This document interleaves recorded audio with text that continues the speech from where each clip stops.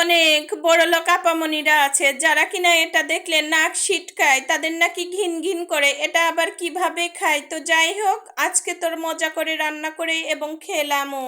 তবে যে যাই বলুক, আমার অনেক পছন্দের। তো বুঝতেই পারতেছেন কি রান্না করব।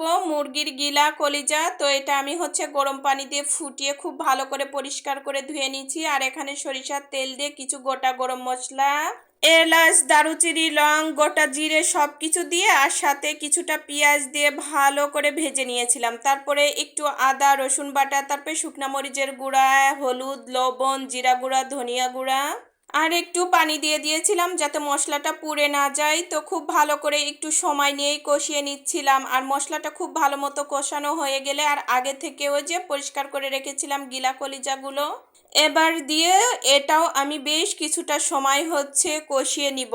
আর অনেকেই আমার কাছে পার্সোনালভাবে জানতে চেয়েছিলেন আসলে এই কড়াইগুলো কেমন। হানিকম্বের চাইনিজ এই কড়াইগুলো ভালোই। আমি সব কিছুই রান্না বান্না করতেছি। আমার এটা 28 cm। তো যাই হোক, আর এই যে এদিকে রান্নাটাও করতেছি দেখতেই পাচ্ছেন।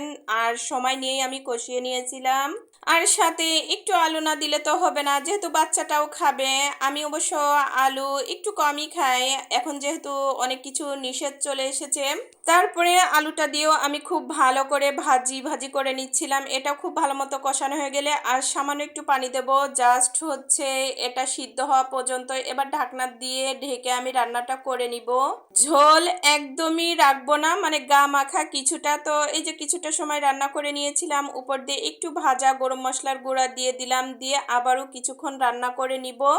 খেতে কিন্তু অনেক মজার হয়েছিল। তবে আমার মতো কে কে পছন্দ করেন অবশ্যই একটা সুন্দর কমেন্টের মাধ্যমে জানাবেন। আর আমার ভিডিওটি কেমন লাগলো সেটাও জানাবেন। সবাই ভালো থাকবেন, সুস্থ থাকবেন। আজকের মতো বিদায়, আল্লাহ হাফেজ।